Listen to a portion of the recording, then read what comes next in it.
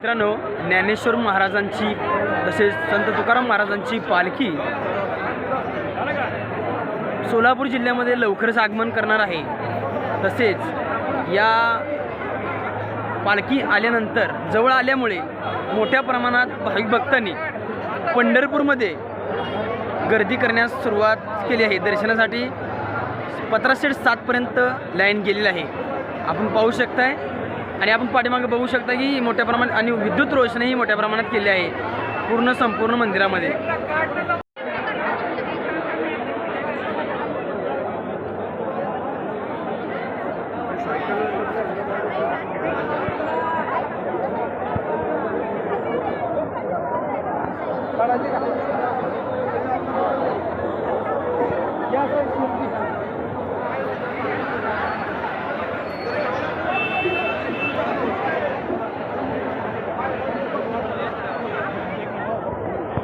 लोककल्याण news. मित्रांनो, पंढरपूर शहरामध्ये आषाढी वारीनिमित्त संपूर्ण मंदिरावरती विद्युत रोषणाई, मंदिर उजळले।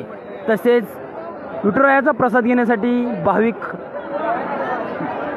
मोठ्या प्रमाणात गर्दी करत आहेत।